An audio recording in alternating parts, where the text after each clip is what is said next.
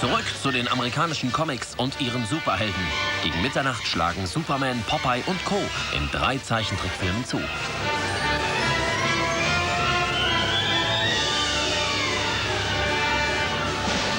And Right Now, von Superman zu Spider-Man, eine amerikanische Erfolgsgeschichte.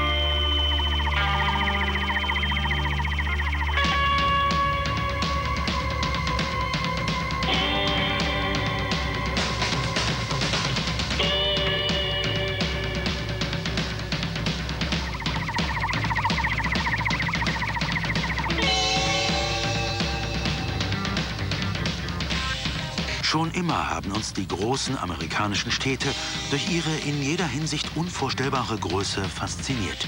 Sie sind das Tor zu wunderbaren Fantasiewelten. Mit den Augen eines Künstlers betrachtet, wird New York zu Metropolis oder Gotham City. Einzigartig, real und imaginiert zugleich.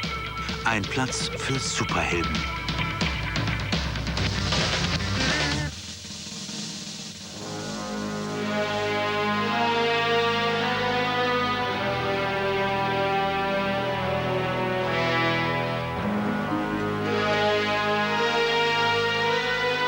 Batman, Superman, Spider-Man. Allesamt urbane Helden. Extrem und fremdartig. Kristallisationspunkte unserer Ängste und Ideale. Seit etwa einem halben Jahrhundert waren diese seltsamen Gestalten über Amerika. Doch ihre Abenteuer sprechen Menschen in der ganzen Welt an. Sie erkennen sich wieder in den Werten und Träumen, die von diesen Superhelden verkörpert werden.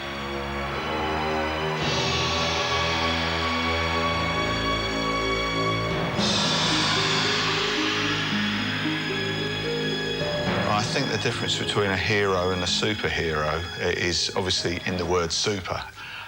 Der Unterschied zwischen einem Helden und einem Superhelden liegt in dem Wort super. Es enthält ein starkes Element von Wunscherfüllung, den magischen, traumartigen Aspekt des Superhelden. Was wäre, wenn wir Berge versetzen könnten, wenn wir fliegen könnten?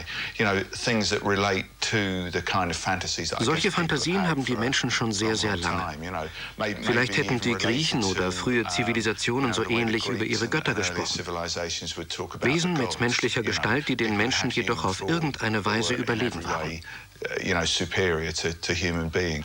Is there no one on this planet to even challenge me? Superman! General, would you care to step outside?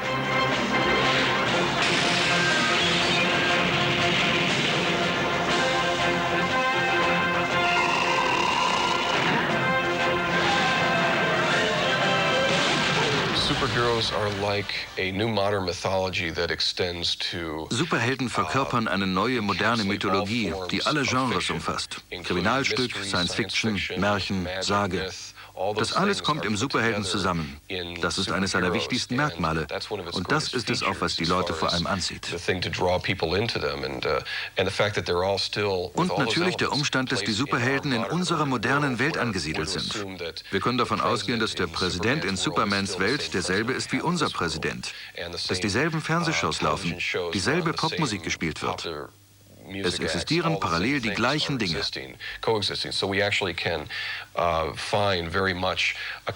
Wir können viele Gemeinsamkeiten mit der Figur entdecken, wenn sie in ihr zweites Leben schlüpft. Was immer sie tut es in unserer Welt. The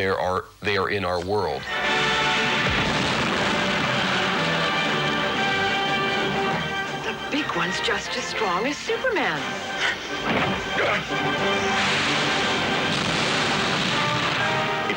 seen the first part. You haven't seen the best part.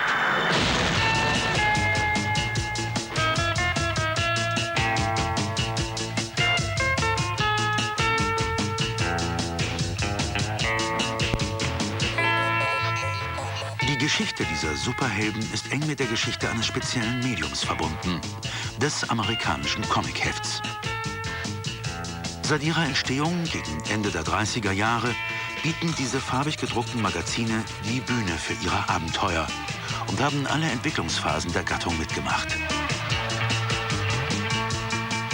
Jede der gedruckten Figuren ist ein richtiger Star und gehört einem bestimmten Verlag.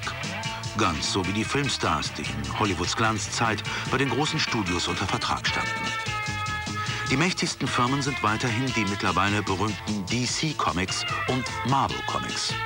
Wobei jeder Verlag seine eigenen Persönlichkeiten und seine eigenen Helden besitzt.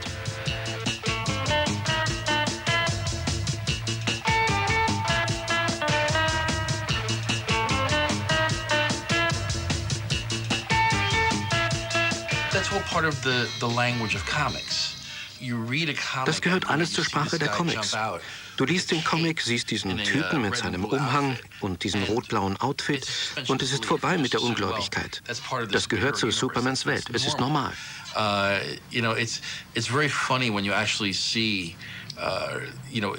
Wenn man zu einem Comic-Treffen geht und dann tatsächlich jemand solche Sachen trägt, ist die Ungläubigkeit sehr schnell wieder da. Und die Leute wirken auf einmal lächerlich.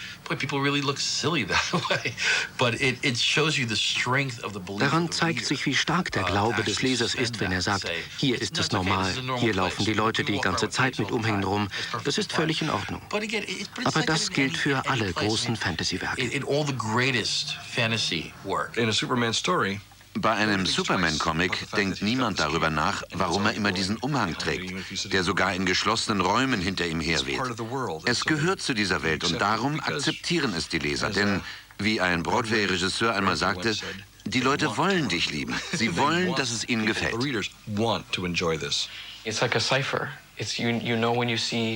Das sind alles Zeichen. Das erkennt man, wenn man sich den Schurken ansieht. Sein Gesicht ist verdeckt. Der Held hat einen Kiefer, Zähne, Haare. Das sind alles Codes, die man visuell aufnimmt, ohne lesen zu müssen.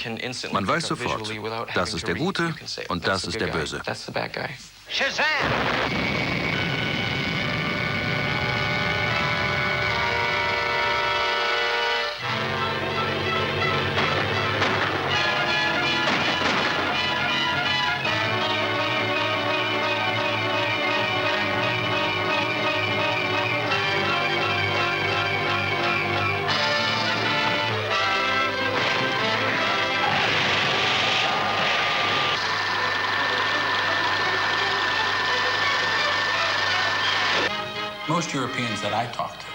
Die meisten Europäer, mit denen ich gesprochen habe, sagen, diese amerikanischen Comics mit ihren komischen Kostümen sind albern.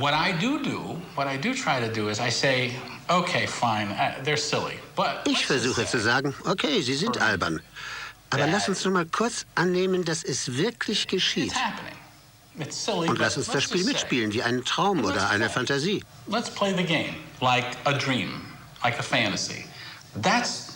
Darum geht es bei den Superhelden. Sie wenden sich an das Kind in dir, das einen Helden sucht. Wenn er dieses Kostüm trägt, unterscheidet er sich von allen anderen. Wenn er Muskeln hat, möchtest du auch Muskeln haben. Wenn das Mädchen Brüste hat und eine tolle Figur, dann gefällt dir das. Und wenn du das nicht zugibst, dann lügst du. Du fährst darauf ab. Und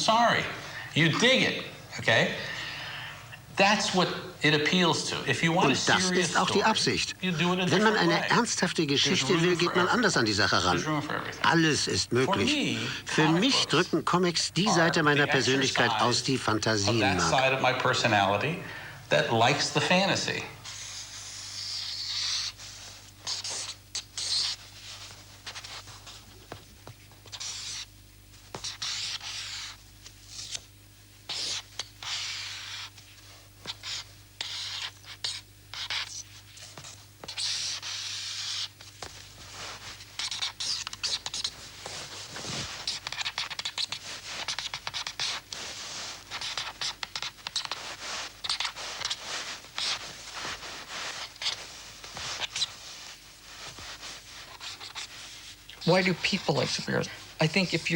Warum mögen die Leute Superhelden? Was junge Menschen betrifft, so kann ich gar nicht genug betonen, wie wichtig der Trost ist, komischerweise. Oder die Sicherheit. Für mich als Kind war Superman fast real, in mancher Hinsicht realer als der Weihnachtsmann. Und zwar wegen der Dinge, für die er stand. In gewisser Weise ist das sehr amerikanisch. There was a sense of, it's very American or something, but it's also like a parental thing. Es hat auch etwas mit Elternschaft zu tun. Für ein Kind, das in einem Haus aufwächst, wo der Vater trinkt und dem nicht viel bleibt, ist es ganz wichtig zu wissen, da gibt es diesen verlässlichen Kerl, der sich um die Sachen kümmert. Das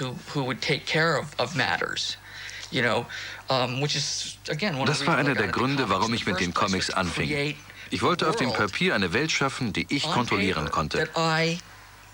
Had some control over.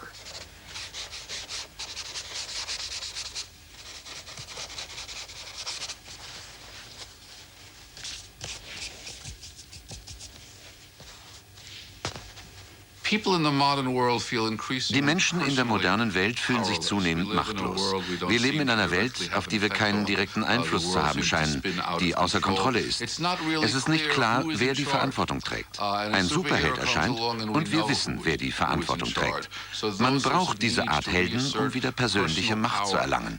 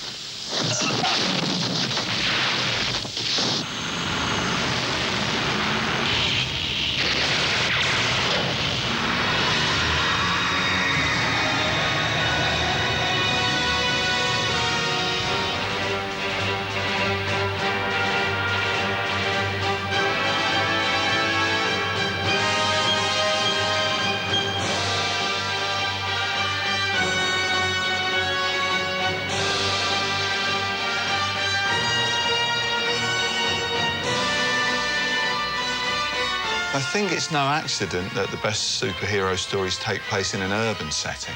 There's something about Es ist kein Zufall, dass die besten Geschichten in einem urbanen Umfeld spielen. Dieses starre, vergitterte, fast gefängnisartige der modernen Stadt passt sehr gut dazu, dass eine athletische Figur über diese Stadt hinwegfliegt, völlig losgelöst von der Schwerkraft, ohne sich um Hindernisse zu kümmern.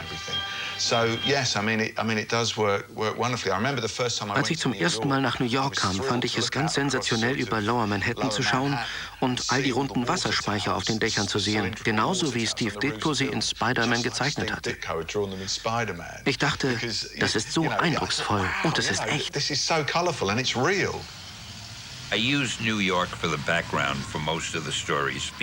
Ich habe New York als Hintergrund für die meisten Geschichten benutzt, denn welchen Hintergrund man auch sucht, man findet ihn in New York City.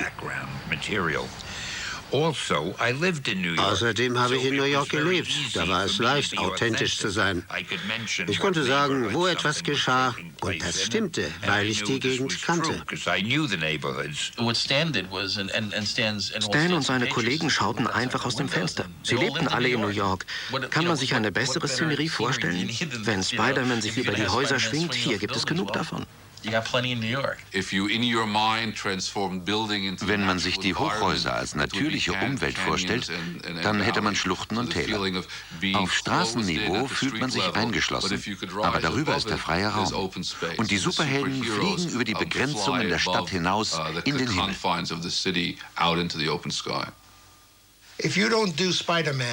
Wenn man Spider-Man nicht dorthin stellt, wo niemand anders sein kann, wo man in die Schluchten hinabschaut, wo die Hochhäuser auf einen zukommen, dann setzt man ihn nicht richtig ein. Auf der Erde ist er vergeudet. Also muss er entweder an einer Mauer hängen oder über die Stadt fliegen und auf sie hinunterschauen.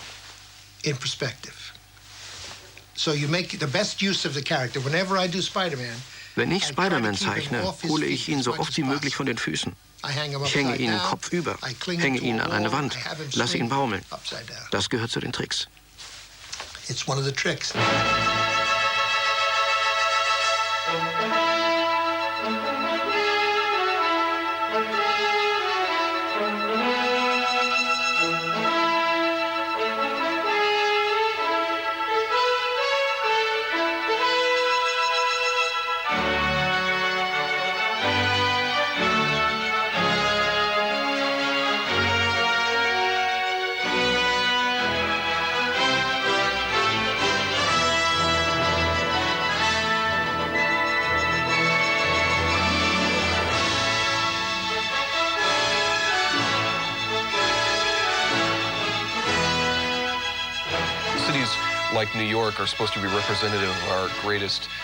Städte wie New York gelten zu einem bestimmten Zeitpunkt als repräsentativ für den menschlichen Fortschritt. Es sind die Orte, wo viele Dinge ihren Ausgang nehmen. So eine Stadt unterstützt den Superhelden bei der Entfaltung seiner Wirkung. Wenn man Batman nach Texas stellen würde, wo ich herkomme, gäbe es dort für ihn nichts zu tun. Er könnte nur ein paar Hinterwäldler vermöbeln.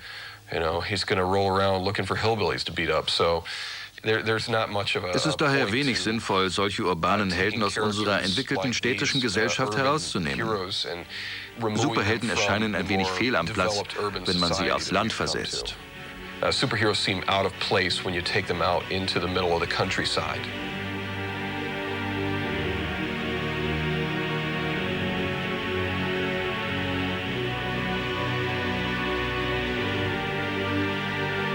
America is thought of as being the great experiment. Amerika wird als das große Experiment angesehen. Und da gibt es eine Verbindung zu den Superhelden, eine sehr starke.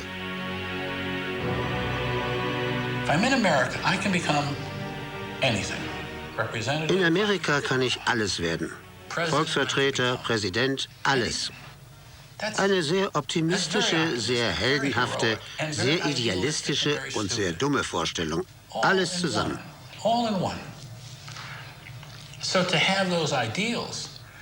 Aber mit diesen Idealen kann ich an großartige Utopien glauben. Und es macht nichts, wenn sie nicht wahr werden.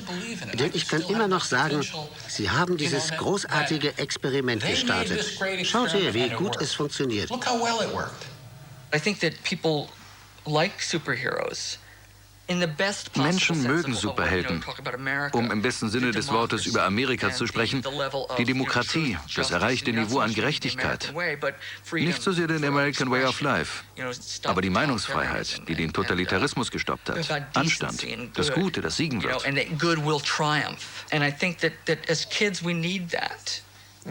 Als Kind brauchen wir so etwas. Als Kind haben wir kein Verständnis für Grautöne. Schon merkwürdig, wenn man sich ein ganzes Land vorstellt, das sich nicht gerne mit Grautönen befasst und die Dinge lieber schwarz-weiß sieht. Das klingt nach einem Land voller Kinder. Leider.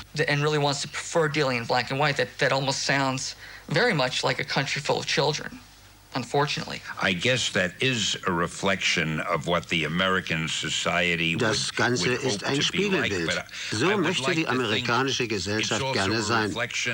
Und ich hoffe, es ist auch ein Spiegelbild, wie alle Gesellschaften gerne wären, seien sie europäisch, asiatisch oder afrikanisch. Im Grunde sind alle Menschen gut. Alle wollen, dass der Held den Schurken besiegt. Deshalb finden diese Filme und Hefte überall in der Welt Anklang, nicht nur in Amerika.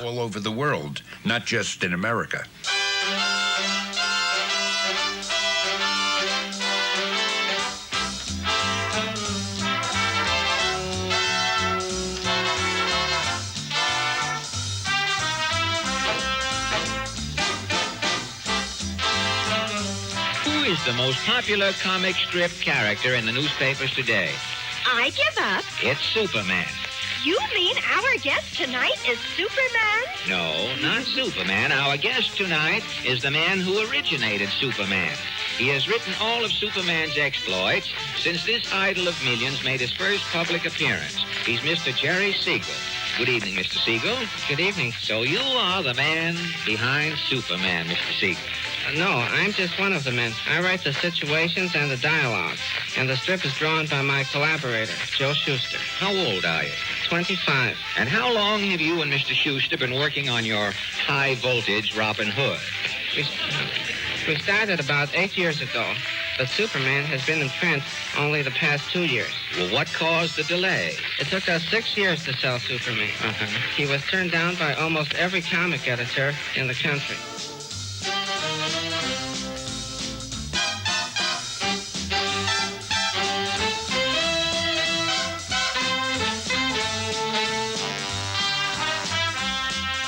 Juni 1938.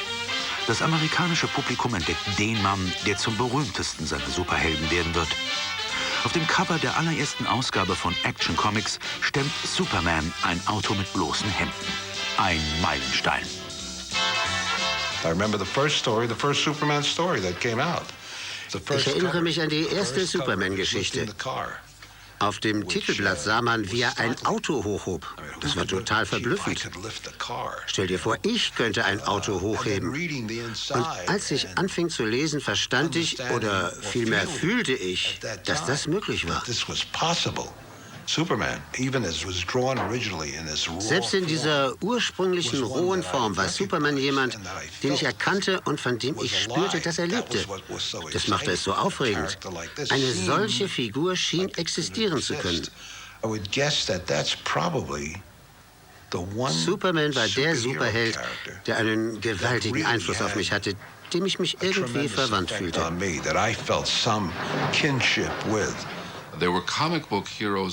Es gab schon vorher Comichelden, aber das waren Polizisten, Detektive, Piraten und Cowboys. Superman war der erste Superheld, dessen Kräfte weit über die sterblicher Männer hinausgingen, wie es in der Einführung zur Fernsehserie hieß.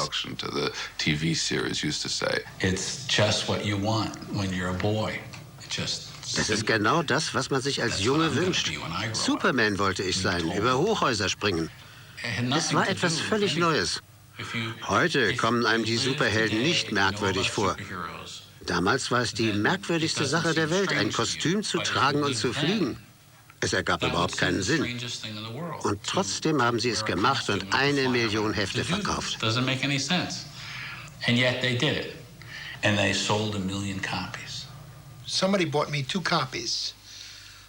Irgendjemand kaufte mir 2 Hefte.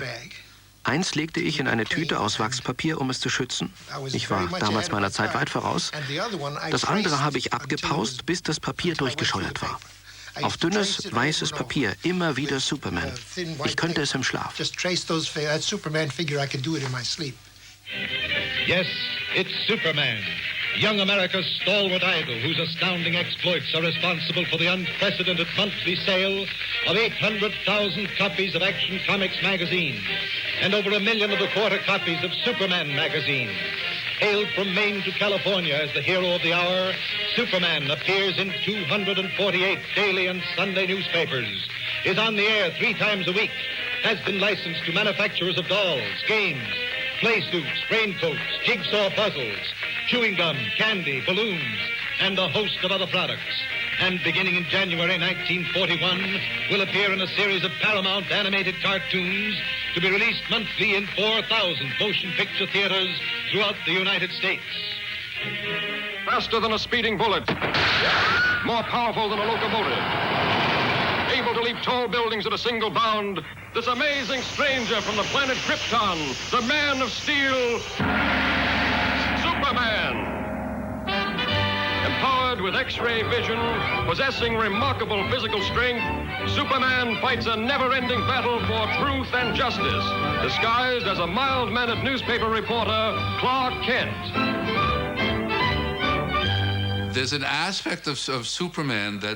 Einige Züge Supermans scheinen von dem jüdischen Hintergrund seiner Schöpfer herzurühren. Superman ist ein illegaler Einwanderer, kommt aus der Fremde, ist ein Fremder in einem fremden Land. Er kommt von einem Planeten, wo jeder superintelligent sein soll. Er ändert seinen Namen, als er hier ankommt, er fängt auf einer Farm an, zieht dann in die große Stadt. Das ist das klassische Muster städtischer Assimilierung. urbanization pattern. Und dann dieser Gegensatz von Clark und Superman. Superman so super und Clark so super schüchtern und sexuell so super erfolglos bei Lois Lane. Clark ist ein Quasi-Intellektueller, trägt eine Brille, ist Journalist, scheint nur diesen einen blauen Anzug zu besitzen. Er ist jemand, auf den man hinabschaut. Doch das Geheimnis liegt darin, die Leser und die Schöpfer wissen es, dass er in Wirklichkeit ein Superman ist.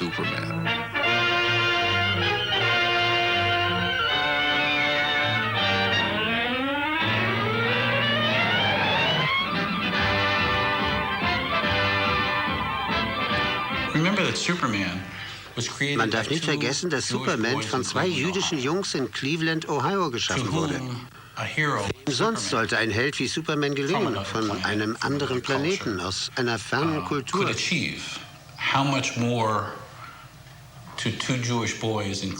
Für 2 jüdische Jungs aus Ohio ist das doch ein erstrebenswertes Ideal.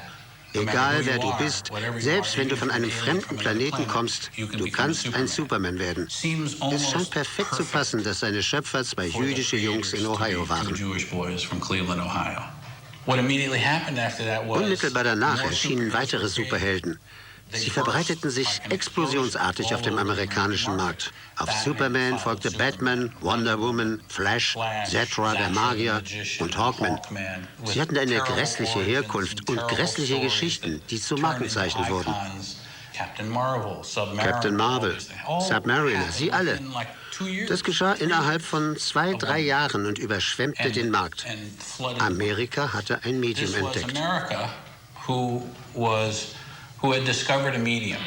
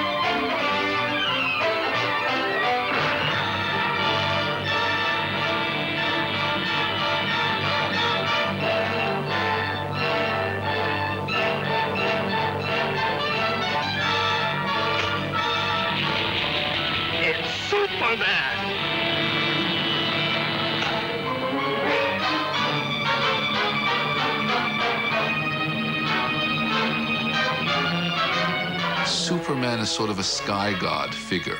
He's the type of character. Superman ist eine Art Himmelsgott, eine Figur, die in den Himmel gehört. Er ist Licht. Er verkörpert den Traum der Immigranten. Er verlässt seine Heimat und fliegt über die Stadt. Ein Superheld. Im Gegensatz dazu Batman, eine viel dunklere Gestalt. Superman und Batman repräsentieren die beiden Seiten der Psyche.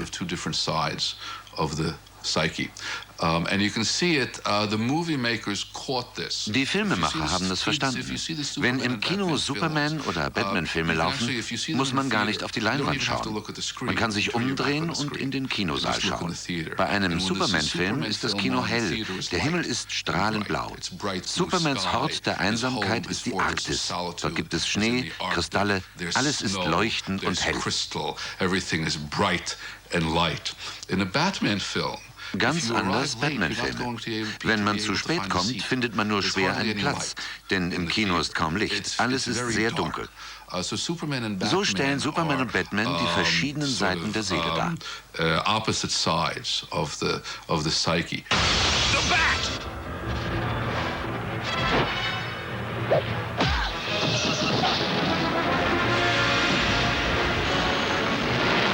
Your angel of death awaits.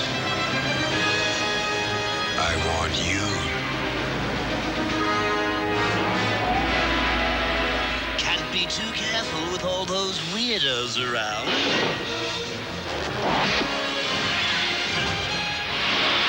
Batman ist der rächende Geist. Er hat Unrecht erlitten, möchte wieder gut machen, was seiner Familie angetan wurde. Superman ist eher ein mosaischer Charakter. Jemand, der gekommen ist, um uns in eine bessere Zukunft zu führen.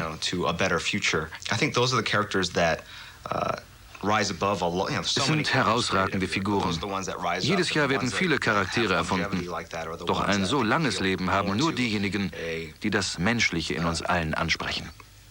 Speak to the human spirit within all of us, I guess.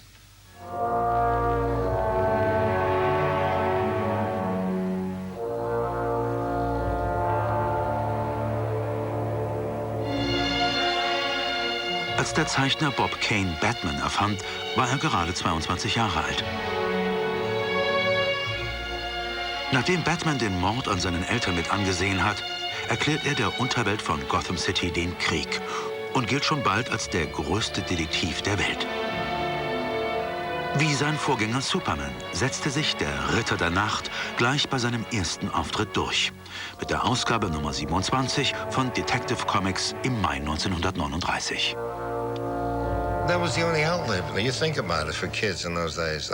Comichefte waren damals das einzige Angebot für Kinder. Es gab kein Fernsehen, nur Radio. Kino war teuer. 10 Cent waren eine Menge Geld für einen Film. Ein Comicheft kostete auch 10 Cent. Das war billig genug. Jede Generation braucht etwas für sich. Und diese Generation fand es in den Comics.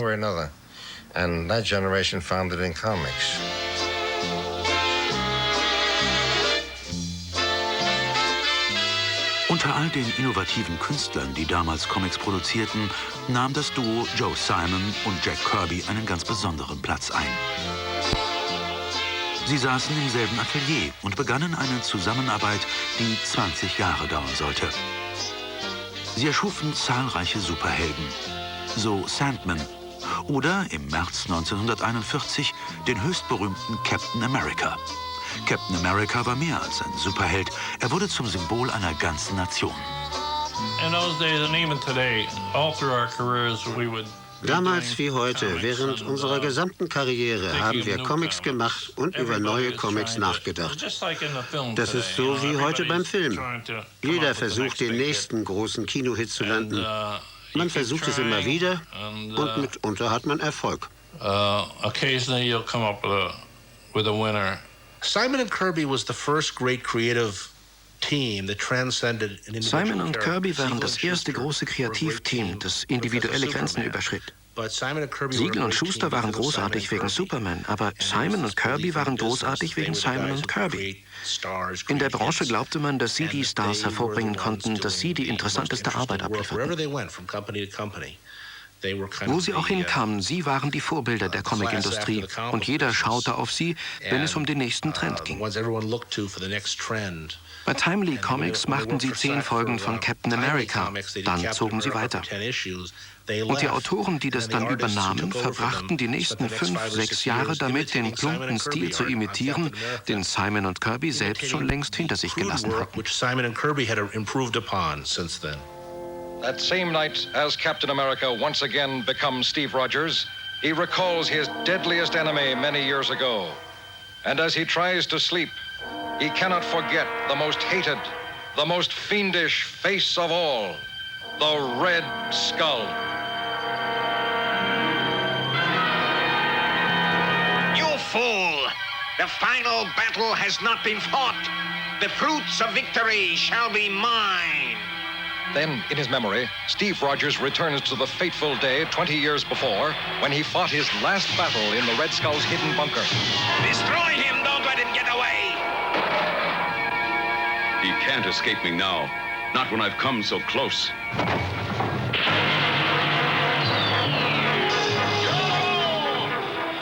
Stop him, you fools!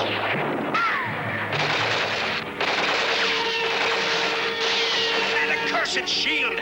Bullets have no effect on it!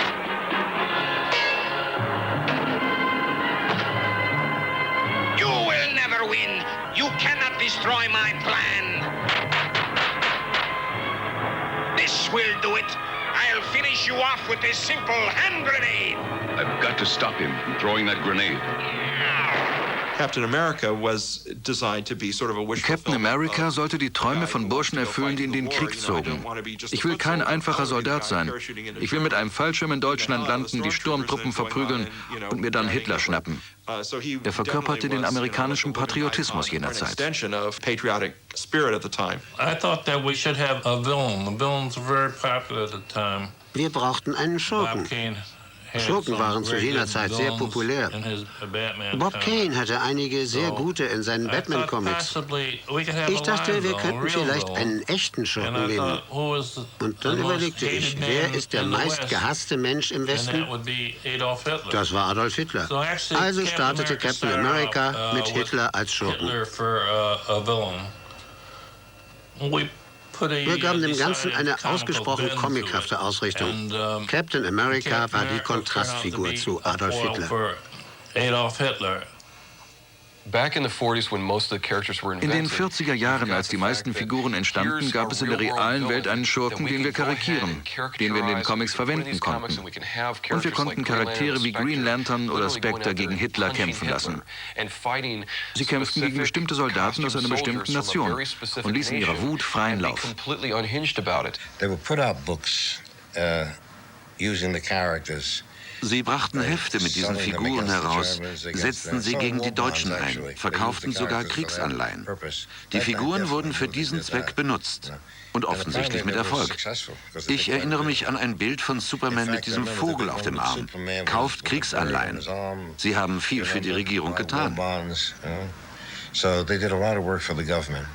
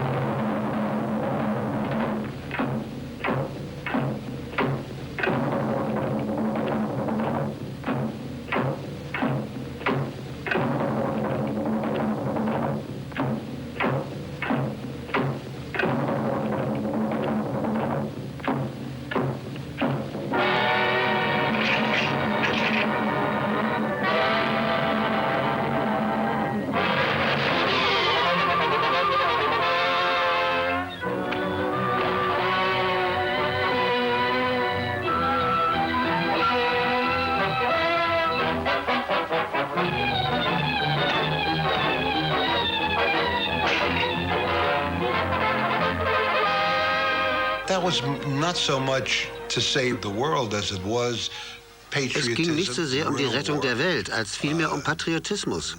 Wir waren im Krieg, die Armee und die Marine waren betroffen, Söhne, Töchter und Väter waren betroffen. Superhelden auftreten zu lassen bedeutete nicht, dass wir in der Lage wären, die Welt zu retten, sondern uns selbst.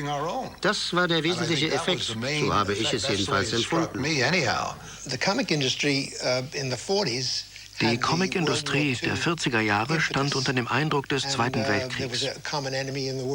Es gab einen gemeinsamen Feind und alle Superhelden schlossen sich zusammen, um gegen die Nazis zu kämpfen. In den 50er Jahren musste die Comicindustrie dann eine Menge Kritik einstecken für das, was als übermäßiger nationalistischer Eifer gegen die kommunistischen Schurken angesehen wurde. Called them the Red Menace, and that was all because of. Wir nannten sie die rote Gefahr und alles drehte sich um Senator McCarthys Kampf gegen die Kommunisten. Ein Roter unter jedem Bett oder lieber tot als rot. Red under every bed. I'd rather be dead than red.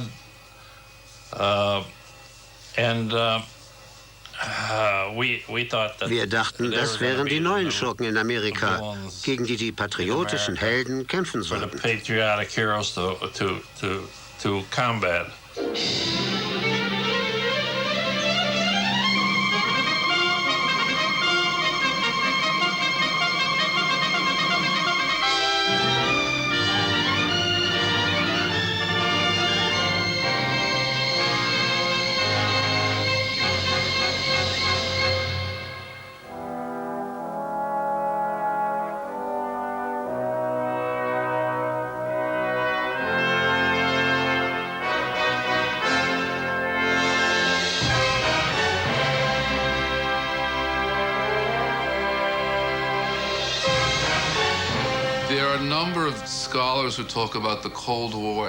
Eine ganze Reihe von Forschern geht davon aus, dass der Kalte Krieg über das Unterbewusstsein in die amerikanische Psyche eindrang, dass die Horrorfilme der 50er Jahre einen Code für die Angst vor der roten Gefahr darstellten.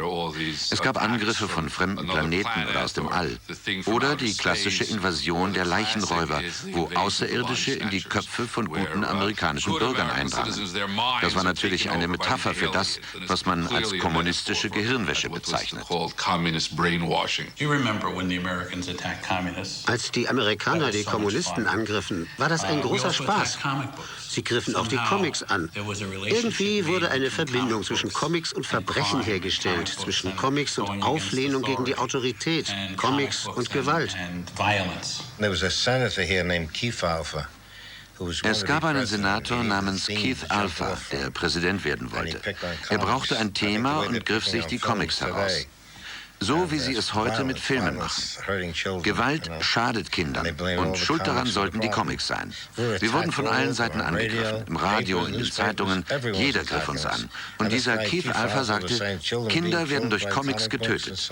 Es war wirklich eine schreckliche Zeit. There were about 422 different comics or comic titles on the newsstands in March 1954. Of these, about 1/4 were of the crime and horror variety.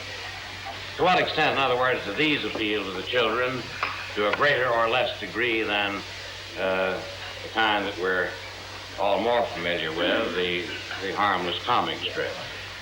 It's about 20 million a month, Senator Keefe. That's right, 20 million a month of this, the crime and horror variety. Es gab einen Psychologen, Dr. Frederick Wortham. Er schrieb ein Buch, das 1954 erschien, wo er mit Hilfe der psychoanalytischen Theorie beschrieb, wie Comics jugendliche Seelen verderben und zur Gewalt führen. Er behauptete, Batman und Robin lebten eine homosexuelle Fantasie aus. Er nannte die Comics das Marihuana der Kinderzimmer.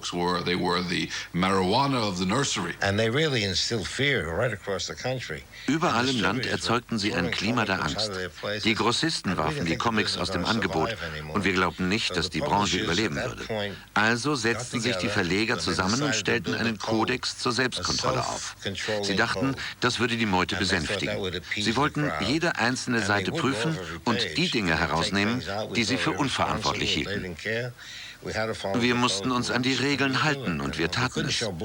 Man durfte überhaupt kein Blut zeigen. Mit Sex musste man sehr vorsichtig sein. Die Verbrechen durften nicht allzu schwer sein. Raub ging gerade noch. Und man musste sehr vorsichtig mit Waffen sein.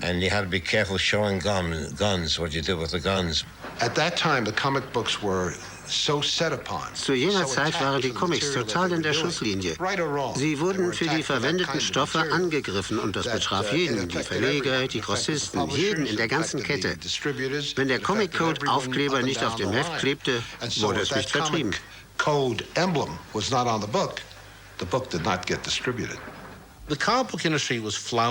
Die Comicindustrie quälte sich, wartete auf einen neuen Trend. DC Comics brachte ein Heft mit dem Titel Showcase heraus, wo neue Ideen ausprobiert wurden.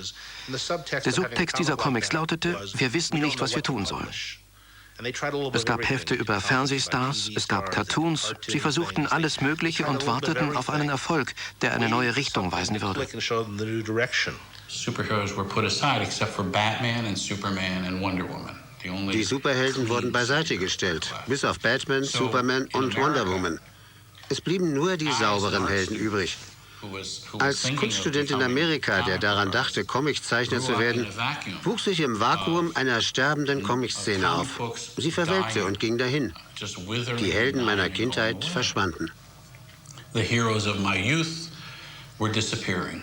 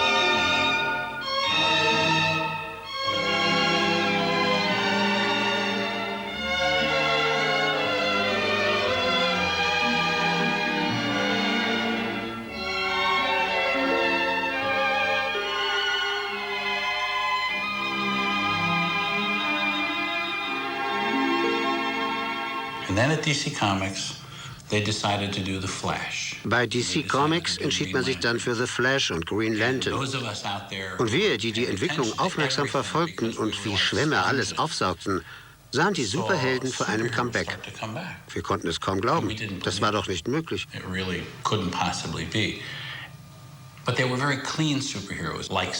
Aber es waren sehr saubere Superhelden wie Superman. Sehr nett und sehr anständig. Sie kämpften nur gegen sehr, sehr schlechte Typen und gegen Außerirdische. Aber es war immerhin ein Anfang. Vielleicht würden die Comics zurückkommen. The Flash kam wieder, herausgegeben von Julia Schwartz, gestaltet von John Broome, Bob Kenneth und Carmine Infantino. Es war ein Erfolg, aber kein wirklich neuer Trend. Und dann erschienen die Fantastischen Vier. Und die ganze Branche veränderte sich. Dieses Heft markierte einen Wendepunkt. Es gab der Leserschaft zu verstehen, ein neues Zeitalter ist angebrochen. Jetzt ist der richtige Augenblick, wieder Comics zu lesen, denn wir machen etwas Neues.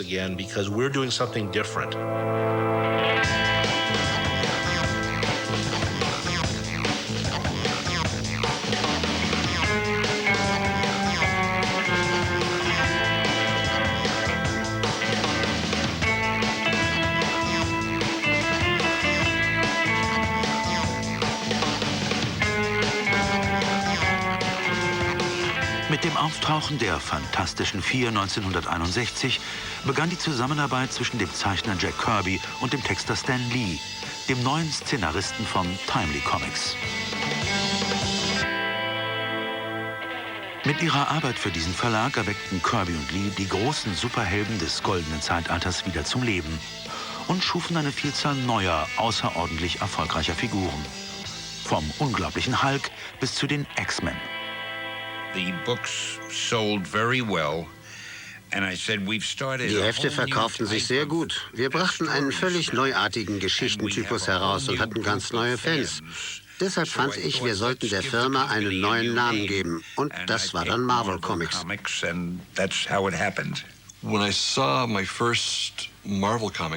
Mein erster Marvel-Comic war wie eine frische Brise.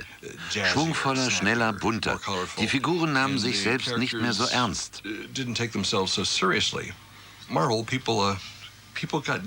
Bei Marvel waren die Figuren dreckig, schmutzig. Vielleicht lag es daran, dass sie alle Mutanten waren. Jedenfalls machten ihre Abenteuer mehr Spaß. Well, fans out there looked at these characters and saw a difference.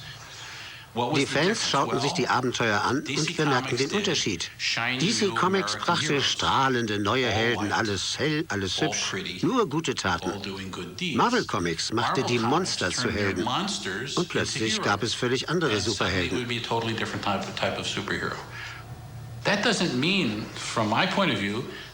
Das bedeutet nicht, dass DC Comics nun unwichtig waren. Es war nur eine andere Sichtweise von Helden.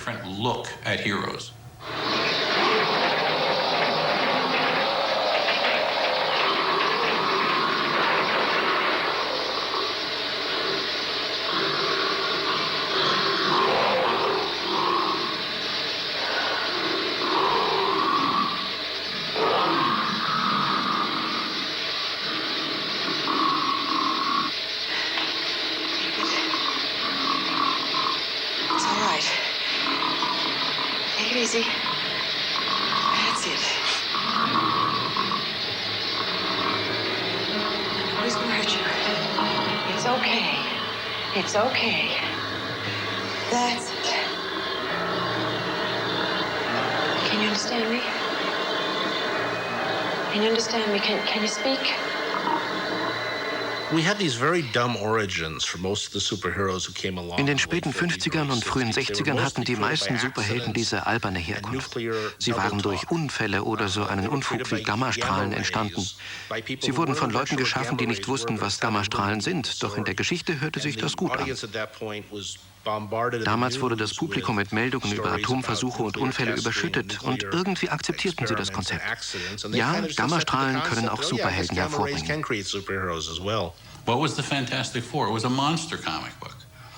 Die Fantastischen Vier war ein Monstercomic. 4 Leute flogen ins All, waren kosmischer Strahlung ausgesetzt. Einer von ihnen kam als Monster zurück, einer mit der Macht des Feuers, einer konnte ein Kraftfeld herstellen und unsichtbar werden und einer von ihnen konnte selbst seine Form verändern. Aus der Sicht von Marvel waren das 4 Monster und diese Monster wurden Helden. Those were 4 monsters, and those 4 monsters became heroes.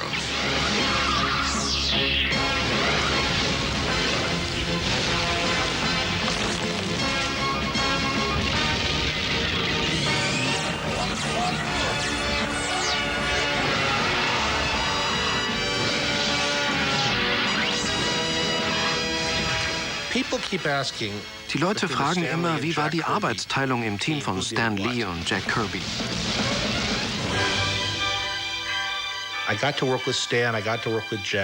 Ich habe mit Stan gearbeitet und ich habe mit Jack gearbeitet und auch für sie war es schwierig zu unterscheiden. Offensichtlich hat Jack die Zeichnungen gemacht und Stan die Dialoge. Die Konzepte, die Ideen, die Geschichten, die Philosophie der Figuren, das kam von beiden. Die Leute denken immer, die kosmischen Vorstellungen kämen von Jack und die menschlichen Züge und Charaktere von Stan. Aber ich konnte feststellen, dass es in manchen Fällen genau umgekehrt war. And what I found was that some cases it was the exact opposite. In the beginning, I would give him detailed outlines. Anfangs gab ich ihm detaillierte Vorgaben, wie die Story sein sollte. Aber nach kurzer Zeit redeten wir nur noch 5 oder 10 Minuten darüber. Ich sagte ihm, wie ich mir den Schurken vorstellte und welche Bedrohung es geben sollte. Dann ließ ich Jack zeichnen und er bereicherte die Story durch seine künstlerische Arbeit.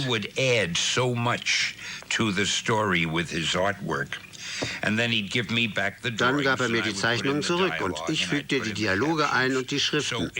Es war eine echte Zusammenarbeit. Wir arbeiteten wirklich beide an diesen Geschichten.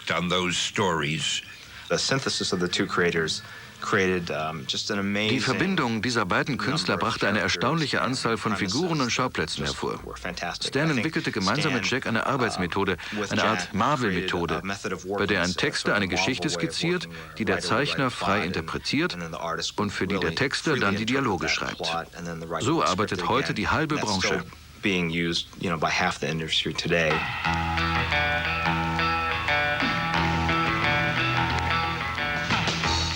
Außer mit Jack Kirby arbeitete Stan Lee bei Marvel Comics auch mit vielen anderen talentierten Zeichnern und Textern zusammen. Mary Severin, Steve Ditko, John Buscema, Roy Thomas, Gene Colan, John Romita oder Neil Adams. Jeder brachte seine eigene Persönlichkeit mit ein und das jeweilige Team war außerordentlich produktiv.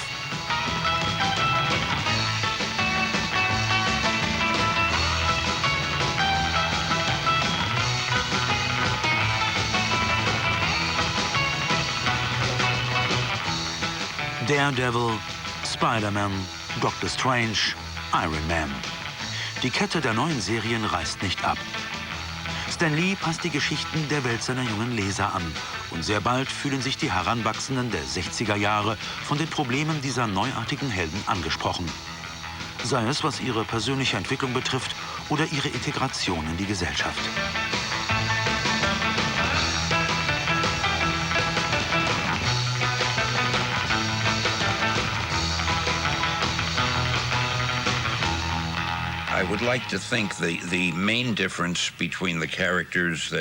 Der wesentliche Unterschied zwischen den Figuren, die wir bei Marvel entwarfen, und den früheren lag darin, dass die anderen eher eindimensional waren. Man wusste nichts über sie, nur worin ihre Kraft lag. Man kannte den Schurken und sah die Helden gegen den Schurken kämpfen. Ich versuchte, unsere Figuren so anzulegen, dass ihr Privatleben genauso interessant war wie ihre Abenteuer. Stan brought a whole different approach to superheroes. Stan ging ganz anders an die Superhelden heran. Er unterbrach die endlosen Kampfszenen. Vorher gab es manchmal in einem einzigen Heft 10 Seiten mit Kampfszenen. Das war wirklich langweilig. Er ergänzte sie durch Szenen aus dem persönlichen Leben. Den Fantastischen Vier gab er schwierige Charaktere und ließ sie ständig miteinander streiten. Und dann die Liebesgeschichte zwischen den beiden Figuren, das ist ganz typisch für Stan Lee.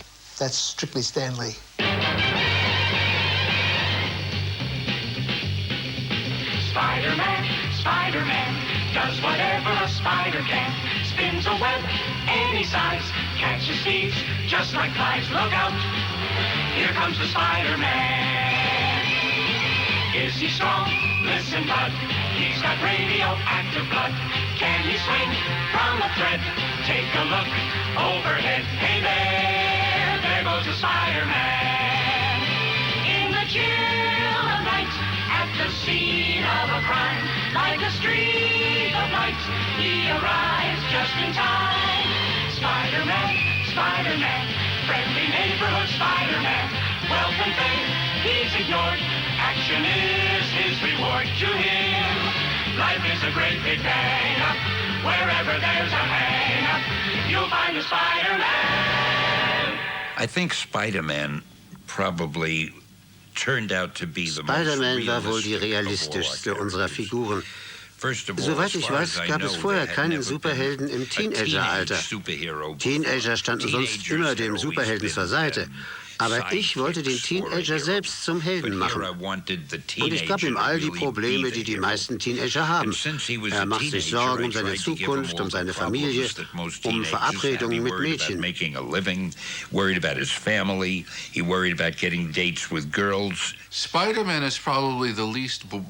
Spider-Man ist der ungestümste der gängigen Superhelden.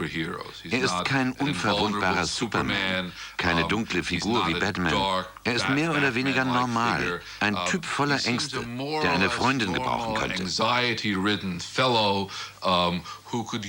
Spider-Man braucht weibliche Begleitung. Aufgewachsen ist er bei seiner Tante Mary. Er steckt voller Selbstzweifel und hat ein Bedürfnis nach Trost für seine Existenzängste, das andere Superhelden so nicht kennen. Die sind so super, dass es schwer ist, sie mit Menschlichem in Verbindung zu bringen. What Stan Lee did was that he came in and he created characters that although Stan Lee erfand Figuren, die trotz ihrer übermenschlichen Kräfte sehr viel von dir oder mir haben. Wir alle haben Probleme, die wir in unserem Leben zu lösen versuchen oder vor denen wir davonlaufen. Genau darin lag die Schönheit des Marvel-Universums. Die Figuren hatten auch Schwächen. Obwohl sie in ihren Kostümen so göttergleich wirkten, war hinter der Maske immer noch etwas anderes. You know, I just realized that I don't know much about you. How did you and Murdoch first join forces? It's unfortunate that we masked men must hide so much from the world. But there is one thing you do need to know. Behind this mask is the face of a friend and a lifelong partner in your war against Kingpin. Thanks. Goodbye, Daredevil. Don't worry, I'm going to fight the Kingpin to the bitter end. So help me.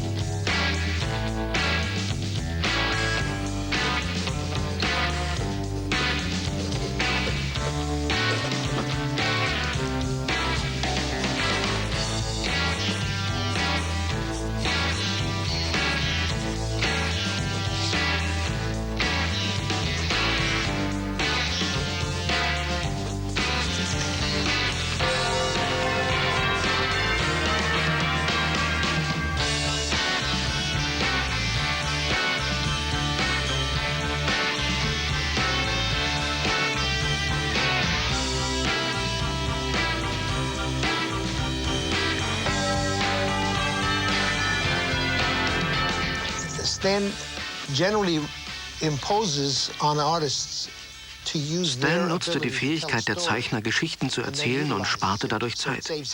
Es war einer seiner besten Einfälle, statt eines ausgefeilten Skripts nur die Grundzüge einer Geschichte festzulegen. Er gab Leuten wie mir, John Buscema oder Gene Colan, den Plot vor und trainierte unsere Fähigkeit, eine Geschichte zu erzählen.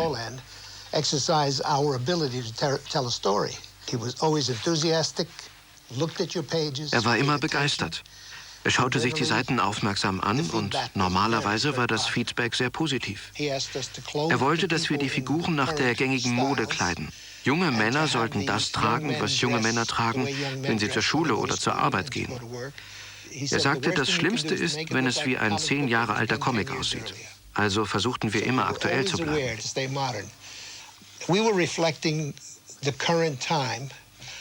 Wir spiegelten immer die Gegenwart wider. Es war kein Zufall, dass Stan uns bat, den Alltag zu zeigen, als der soziale Hintergrund in den 60ern festgelegt wurde. Und als Vietnam zum Problem wurde, brachten wir Unithemen und radikale Studenten. Wir haben viele interessante Sachen gemacht. Stan war der Überzeugung, Aktualität sei lebenswichtig. There was one time, I just remember, ich bekam einen Brief aus Washington vom Ministerium für Gesundheit, Erziehung und Wohlfahrt. Dort hieß es, aufgrund des großen Drogenproblems im Lande würden Sie es sehr zu schätzen wissen, wenn ich in einer der Spider-Man-Geschichten den Lesern die Gefahren der Drogenabhängigkeit schildern könnte. Ich doziere nicht gern, aber ich brachte eine kleine Szene in die Geschichte, wo ein Freund von Spider-Man irgendetwas eingenommen hat. Ich weiß nicht viel über Drogen, aber dieser Freund dachte nun, er sei ein Vogel und könne fliegen. Er stand oben auf dem Dach und Spider-Man musste ihn dazu bringen, wieder runterzukommen. Das war alles. Als wir dieses Heft zur Freigabestelle schickten, schickten sie es zurück und sagten, das können Sie nicht drucken lassen. Und ich sagte, warum nicht? Und sie sagten, in Ihren Geschichten dürfen keine Drogen vorkommen. Und ich sagte, das ist eine Antidrogengeschichte. Sie soll den Jugendlichen zeigen, dass Drogen gefährlich sind. Tut uns leid, das geht nicht. Aber eine Abteilung der amerikanischen Regierung hat mich darum gebeten. Tut uns leid, das geht nicht. Ich dachte zum Teufel und druckte das Heft trotzdem. Es hatte nun nicht dieses Siegel auf dem Umschlag, das besagte, geprüft nach dem Comic-Kodex.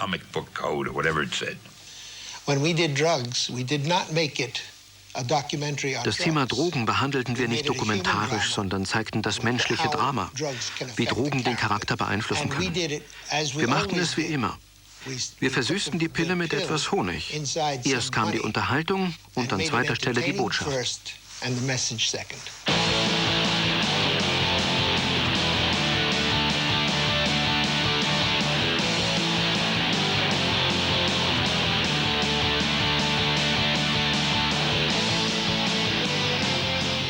Die meisten der von Stan Lee erschaffenen Superhelden erfreuen sich heute noch großer Beliebtheit.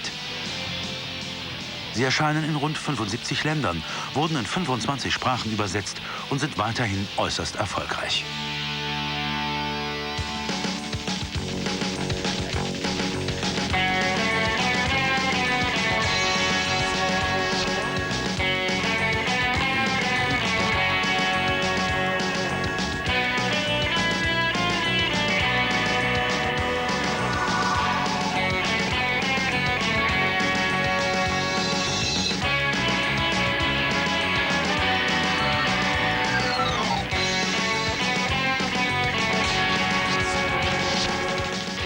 Eine der bedeutendsten Neuerungen von Marvel Comics bestand darin, auch die Bösen mit Superfähigkeiten auszustatten.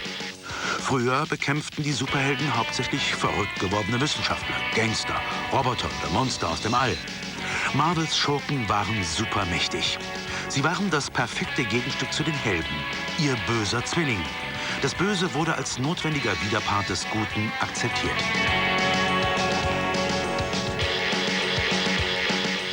Thing I made your shackles out of indestructible titanium too, eh? Justice will be served, and all of you will suffer for your crimes against Norman Osborn. For justice is blind no longer! All you megalomaniacs have such a weird sense of humor.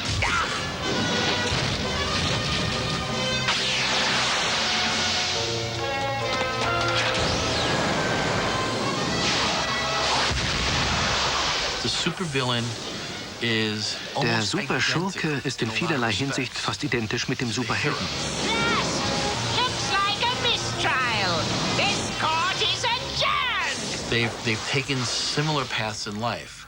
Sie haben im Leben einen ähnlichen Weg eingeschlagen, nur dass der Schurke einen Schritt in die falsche Richtung getan hat.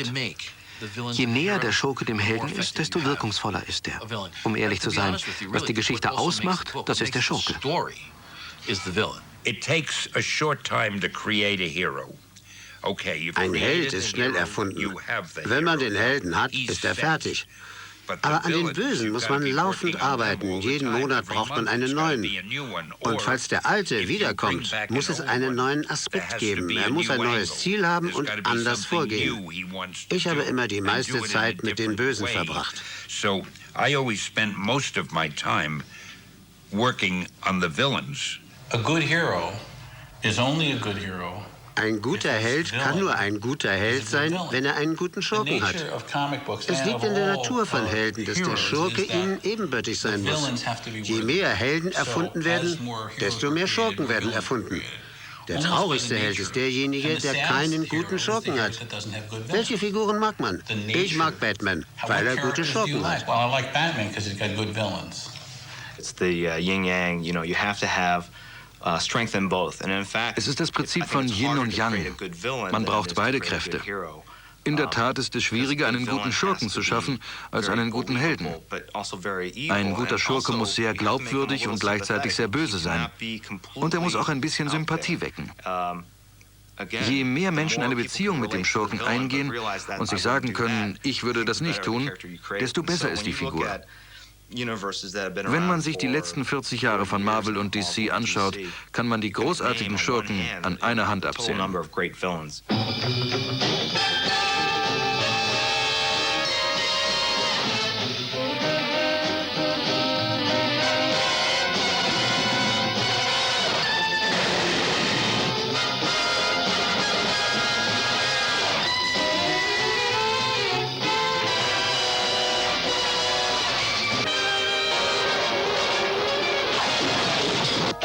Woman. The Joker. The Penguin. The Riddler. Our first full-length motion picture feature in color opens a whole new world of thrills.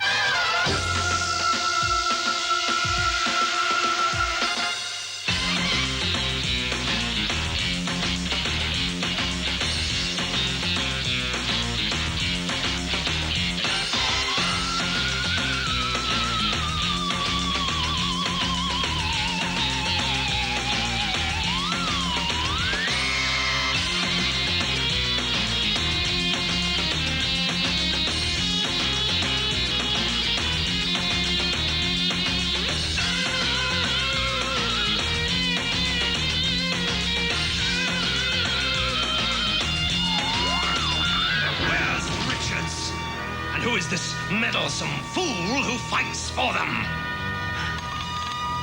Unless, of course, they can't fight for themselves. Of course. My bomb, the radiation, they've lost their powers. Finally, Reed Richards. On a silver platter.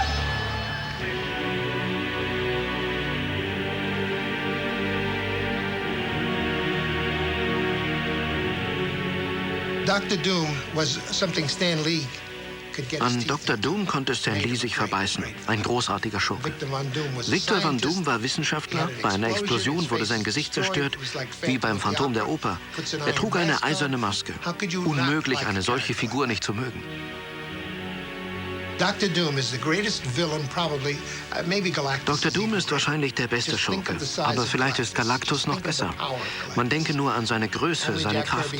Nur Jack Kirby und Stan Lee konnten jemanden erfinden, der Planeten vernichtet. Selbst in meinen wildesten Träumen hätte ich keine solche Figur erfinden können. Das ist jenseits des Vorstellbaren. Und dann der Silver Surfer, der durchs All zieht und für seinen Herren Planeten sucht, die diese zerstören kann. Ein Wunder, ein denkwürdiger Charakter. Absolutely. A miracle, strange character.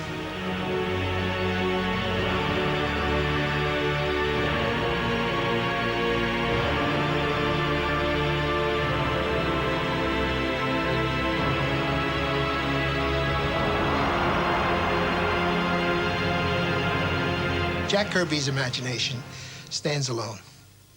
Jack Kirbys Vorstellungskraft ist einmalig.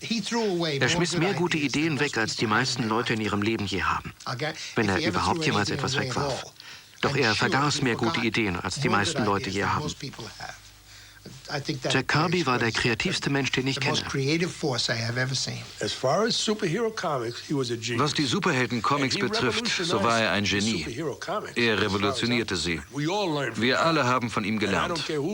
Und egal mit wem Sie sprechen, jeder, der heute arbeitet, hat etwas von Jack Kirby gelernt.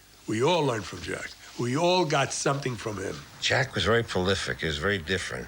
Jack war außerordentlich fruchtbar. Er war der einzige Künstler, den ich kenne, der keine Skizzen machte.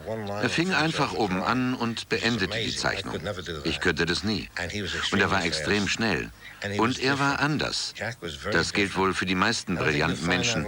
Sie ragen aus der Masse hervor. Und das tat Jack auf jeden Fall. When you turn the page, it exploded in your face. Wenn du die Seiten umblätterst, explodieren seine Zeichnungen vor deinen Augen. Das ist die Spannung in jedem seiner Bilder, die Ausdruckskraft. Auf jeder Seite kann man seine Energie spüren. Man könnte die Zeichnungen kritisieren. Die Hände sind nicht richtig, vielleicht ist die Nase zu klein. Es spielt keine Rolle. Er konnte Geschichten erzählen wie kein anderer. He could tell a story like no one could tell. Jacks Figuren haben einen gewissen Adel.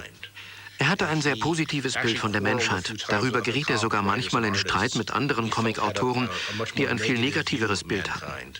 Das ist wohl auch der Grund dafür, dass Jack so gut war, wenn es um Superhelden ging. Seine Helden waren auf dem Höhepunkt ihres Heldentums wirklich schön. Schön gezeichnet, stark, lebenssprühend und voller Energie. Alles, was Jack zeichnete, war voller Energie, aber vor allem die Helden auf den Höhepunkten ihres Heldentums. Jeder, der in den letzten 30, 40 Jahren von Comics beeinflusst wurde, ob als Leser oder Künstler, wurde irgendwie von Jack beeinflusst. Er hat hunderte von Figuren geschaffen.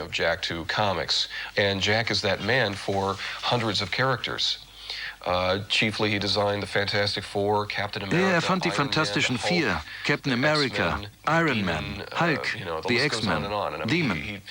Die Liste ist unendlich. Er schuf mehr Superhelden als jeder andere. Am Ende war er die einflussreichste Persönlichkeit der amerikanischen Comicbranche.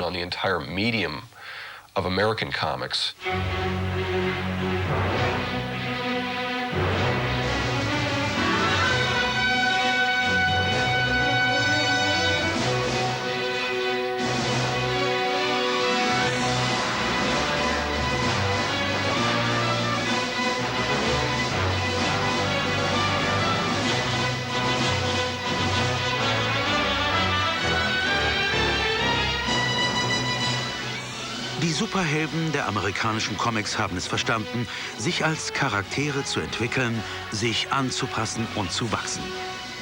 Sie erleben immer wieder ganz neue Abenteuer. Einige von ihnen seit mehr als einem halben Jahrhundert. Auch wenn seitdem neue Figuren geschaffen wurden, die alten bleiben in der Fantasie der jungen Künstler lebendig. Diese bereichern ihre Welt mit einer modernen Sichtweise und frischer Inspiration. Die Erben von Siegel und Schuster, Bob Kane oder Jack Kirby heißen heute Bill Sienkiewicz, Dave Gibbons, Alex Ross.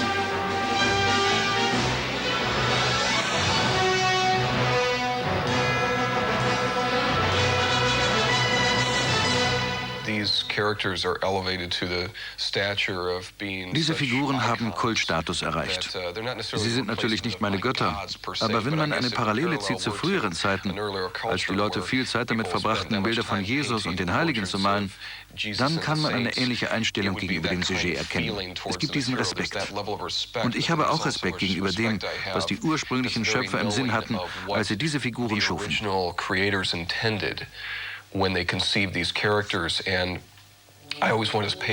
Ich möchte dem Schaffen dieser Leute eine besondere Ehre erweisen. Jede Geschichte prüfe ich immer wieder mit der Absicht, die Arbeit des ursprünglichen Zeichners herauszustellen. Ich möchte sie im Kopf haben, bevor ich mit meiner Neuinterpretation beginne.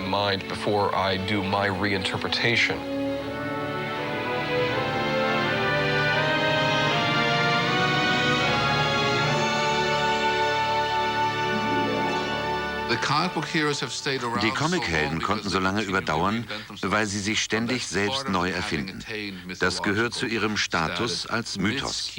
Mythen ändern sich ständig. Und es gehört zu der Art und Weise, wie sie sich ändern, dass sie ständig neu erfunden werden. Und von Zeit zu Zeit kehren sie zu den Anfängen zurück.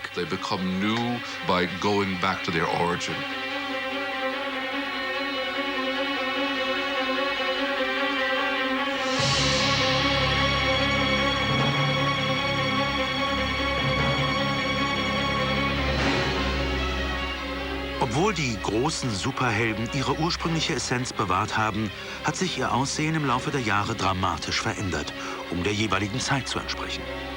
Im Falle Batmans folgten den Zeichnungen von Bob Kane bzw. Dick Sprang diejenigen von Carmine Infantino, bevor dieser Anfang der 70er Jahre die Fackel an Neil Adams weitergab.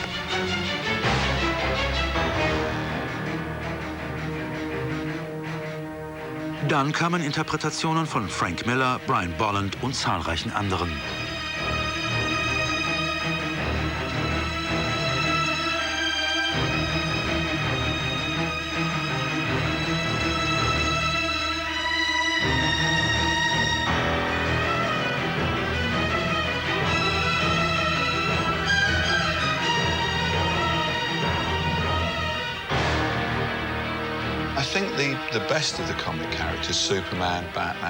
Die besten Comicfiguren, Superman, Batman, Captain Marvel, haben etwas Archetypisches an sich, das so unverwüstlich ist, dass es allen Arten von Eingriffen widersteht. Natürlich reizte es mich, diese Abenteuer zeichnen und auch schreiben zu können, die ich als Kind so geliebt hatte. Das ist, als würde man mit den Spielsachen von jemand anders spielen. Diese tolle Superman-Figur macht, was ich will. Ich kann sie mit Lois Lane sprechen lassen. Das ist ganz wunderbar.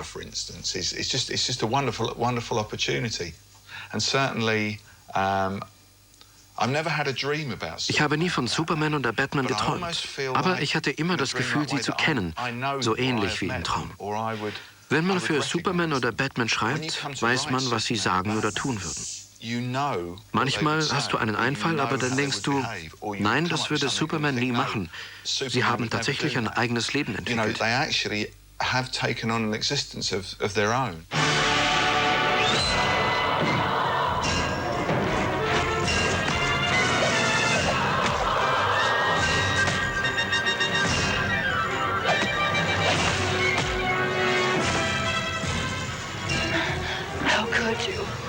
I'm a woman. Sorry.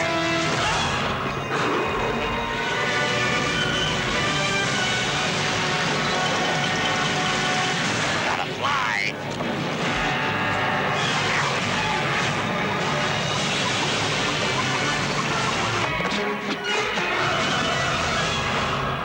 Meow.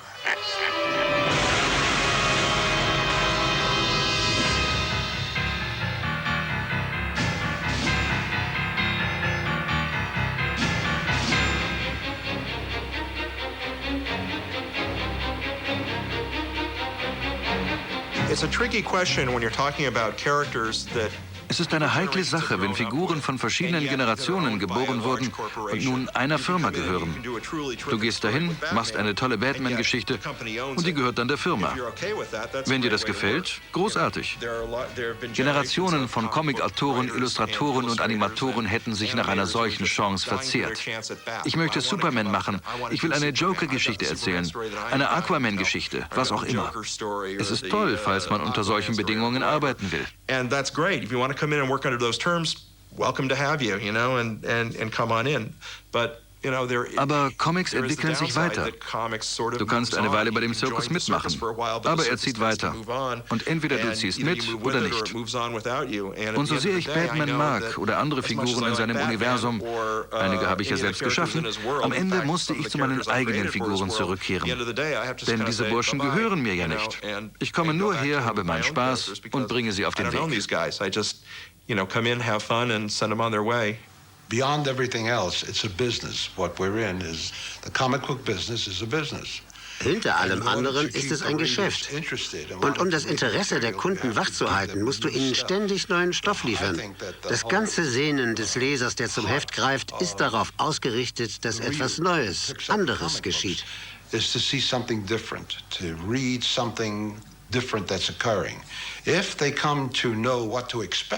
der Leser schon vorher weiß, was ihn erwartet, hast du ihn verloren. Durch einen anderen Zeichner entstehen kleine Variationen der Figur. Er bekommt eine andere Geschichte. Lass ihn sterben, lass ihn wiedergeboren werden, lass ihn fliegen, lass ihn eine schlimme Schwäche haben.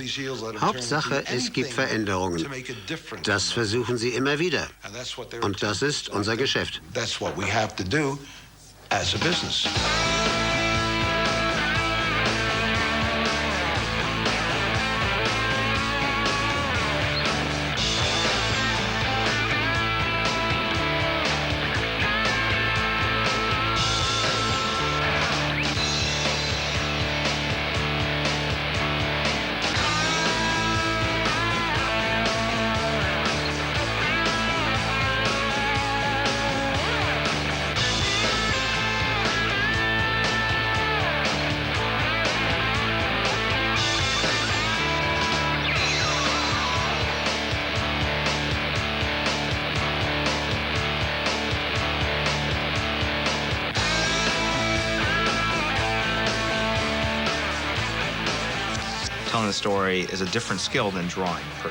Geschichten erzählen ist etwas anderes als bloßes Zeichnen.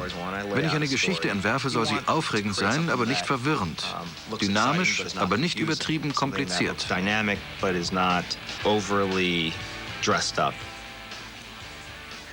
In the old days, they had Früher wurden Geschichten auf eine ganz typische Weise erzählt. 3 Ebenen, 2 oder 3 Bilder pro Ebene, insgesamt 6 oder 7 auf einer Seite. Ganz gleichmäßig. In den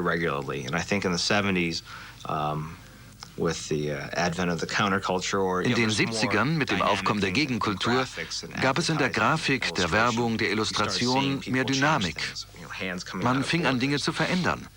Hände kamen aus den Rändern oder 3 Bilder nebeneinander. Nicht länger die 3 Ebenen. Bilder wurden schräg gestellt.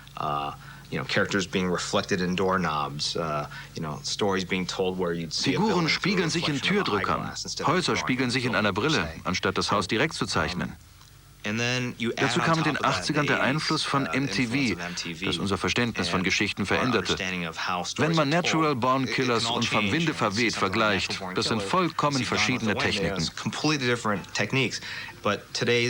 Heute sind die Leser viel anspruchsvoller. Sie sind mit MTV aufgewachsen, sie haben diese Filme gesehen. In den Heften spiegelt sich das wider, denn wir sind alle Teil der Gesellschaft. Und man sieht viele Dinge, die es früher nicht gab.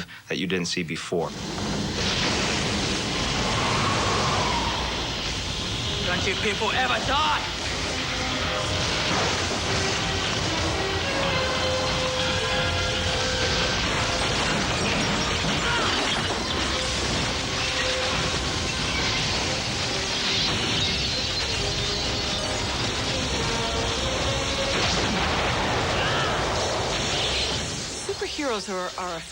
Superhelden sind ein Phänomen unserer Kultur.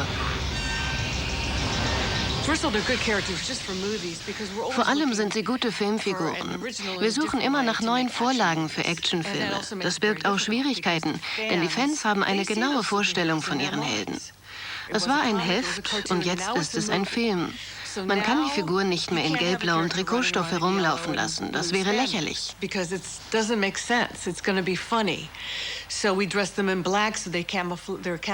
kleiden sie in schwarz, damit sie nachts getarnt sind.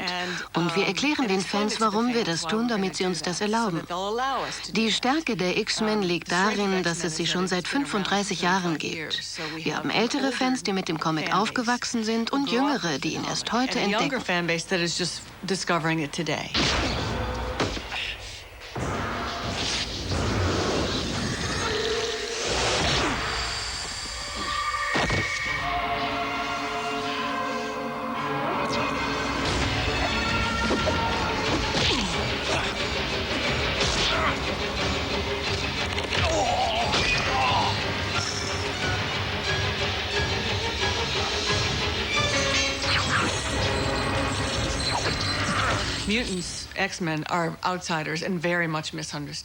X-Men, Mutanten, sind Außenseiter und werden oft missverstanden.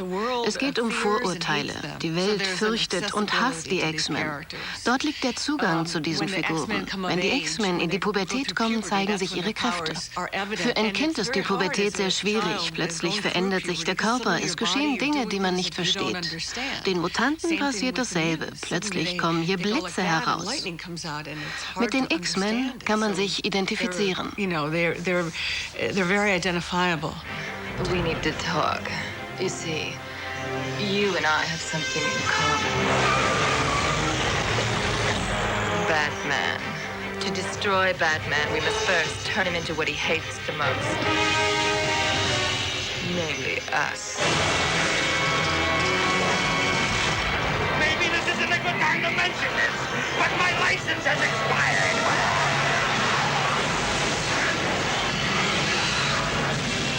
There's no question that all the terrifically gifted visual Begabte Filmregisseure Spielberg, Lucas, Burton verbeugen sich in ihren Filmen vor den Comics. Entweder indem sie direkt Figuren übernehmen oder eine bestimmte Technik, was das Styling oder die Visualisierung betrifft. Oder die Komposition der Comiczeichnungen. Oder auch nur die Fantasien.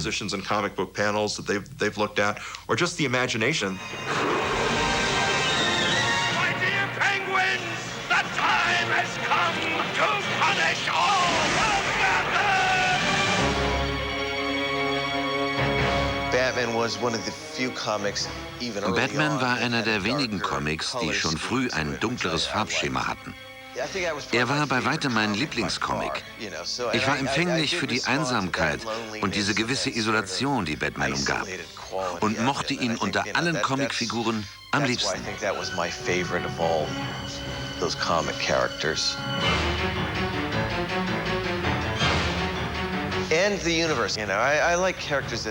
Was das Universum betrifft, Catwoman und Pinguin verkörpern die gequälte menschliche Seite der Kreatur. Das ganze Batman-Universum speist sich aus den unterbewussten Seiten der Menschen, wie jeder gute Mythos.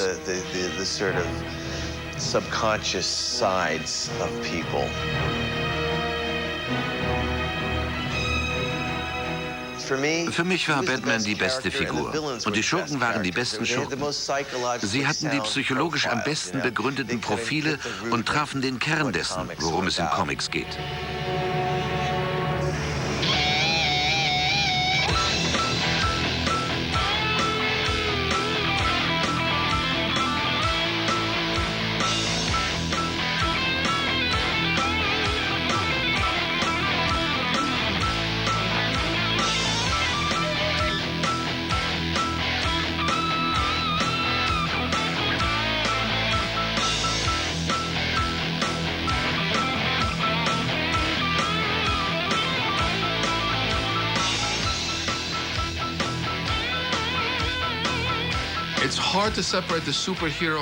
Es ist schwierig, den Comic vom Phänomen der Vermarktung zu trennen. Das Publikum für Comichefte wird kleiner und kleiner. Früher konnte man die Hefte an jeder Ecke kaufen. Heute gibt es sie in speziellen Läden. Das Publikum ist ein treueres, spezialisierteres geworden. Doch es geht nicht nur um Hefte, es gibt Filme und Figuren, Themenparks und Poster, eine umfassende Marketingstrategie. Heute kann man den Superhelden aus dem Heft nicht länger von der ganzen Produktpalette trennen. Spider-Man is an amazingly licensed product. Zu Spider-Man gibt es erstaunlich viele Lizenzprodukte, von Skateboards bis zu Turnschuhen und Lebensmitteln. Spider-Man ist überall und das ist nur ein Beweis dafür, wie wundervoll diese Figur ist. So viele Menschen können auf so unterschiedliche Weise etwas mit ihm anfangen. Manche spielen das Videospiel, die nie ein Spider-Man-Heft lesen würden, aber das Spiel lieben sie.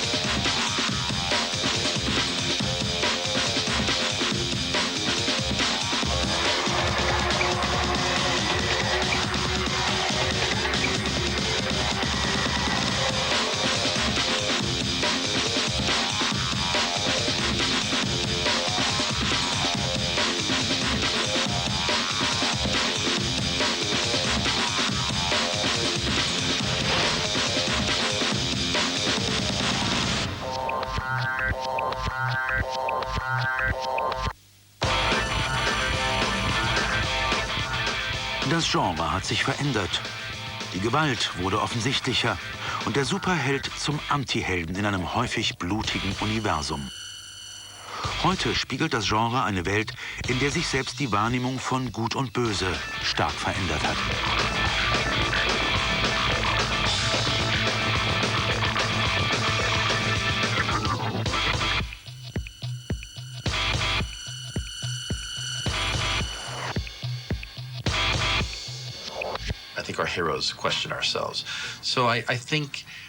Unsere Helden stellen uns selbst in Frage. Das typisch Amerikanische an diesen Figuren ist, dass sie sich so verändern wie das Land. Sie bewegen sich mit uns und sie bewegen uns. Sie gehören einfach zu dem ganzen System, das Amerika interessant macht. Und gleichzeitig sind sie sehr kommerziell. I think that there is a lack of humor in comics now. I think Heute fehlt es den Comics an Humor, zumindest einigen. Sie nehmen sich selbst zu ernst. Ich könnte an meinen Fingern und Zehen und an denen von jemand anders all die Figuren aufzählen, die jetzt in einer dunkleren, härteren Version erscheinen.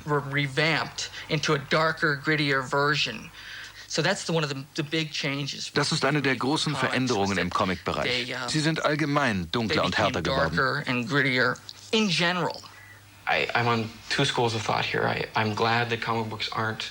Ich sehe zwei Dinge. Ich bin froh, dass die Comics nicht vereinfachen, dass Gewalt realistisch dargestellt wird. Aber manchmal habe ich Probleme mit der Beiläufigkeit von Gewalt. Die Figuren tun etwas unbeschreiblich Gewalttätiges und verhalten sich dann so, als würden sie gar nicht merken, was geschehen ist.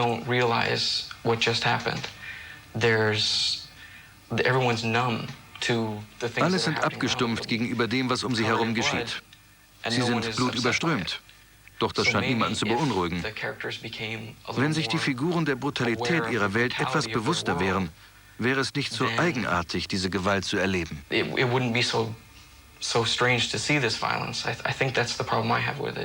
Mit der Gewalt selbst habe ich keine Probleme. Es sind die Reaktionen auf Gewalt, die verstörend wirken.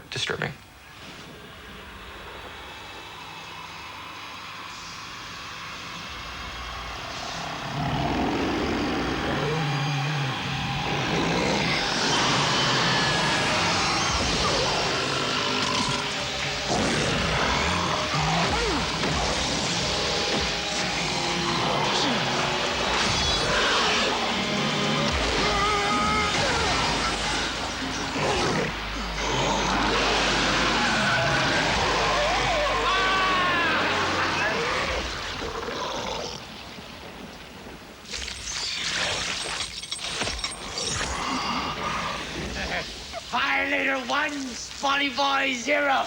Oh, oh, oh. Yeah, yeah, yeah, yeah, yeah. Huh.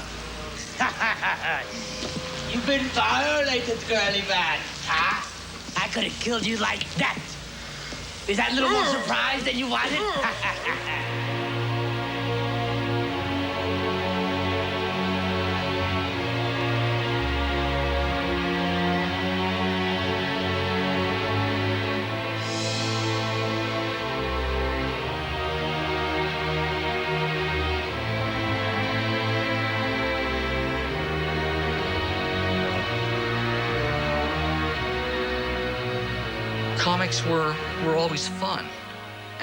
Comics waren immer ein Spaß. Und dadurch, dass sie so ernst geworden sind und sich selbst so ernst nehmen, haben sie etwas von ihrer Faszination für Kinder verloren. Ich habe den Eindruck, das ist zyklisch. Und ich sehe jetzt die Chance für eine Hinwendung zum Leichteren. Although I see it turning now. Ich sehe einen Wendepunkt. Wir sind durch eine lange, dunkle Periode gegangen und die Leute sind bereit, ihre Helden wieder als Helden zu sehen. Das hat sehr viel mit dem Klima hier in den USA zu tun. Es betrifft vor allem die amerikanischen Comics. Wir haben eine ganze Reihe von Ereignissen erlebt, angefangen in den 70ern mit Watergate, wo unsere Helden den heldenhaften Erwartungen nicht länger gerecht wurden. Da war es nur sinnvoll, dass wir die Comics und ihre Helden genauso gesehen haben.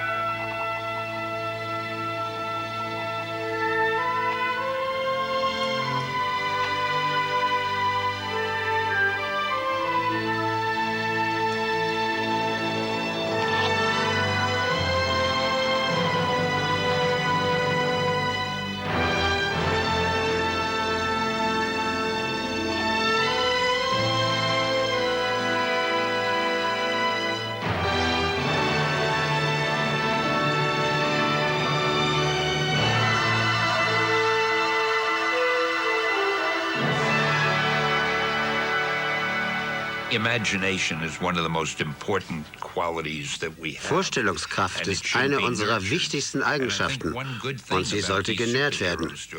Eine gute Seite dieser Superheldengeschichten ist, dass sie Stoff für Fantasien liefern. Jeder Autor versucht neue, aufregende Vorstellungen zu entwickeln, die der Leser noch nicht kennt. Wer weiß, wo das noch alles hinführt. Die Leute haben mich oft gefragt, hast du nicht langsam genug von den Superhelden? Und haben die Leser nicht genug? Aber sie kommen immer wieder zurück. Ich hätte mir nie träumen lassen, dass ich mein ganzes Berufsleben mit Superhelden verbringen würde. Es ist der größte Schock meines Lebens. Ich bin immer noch überrascht.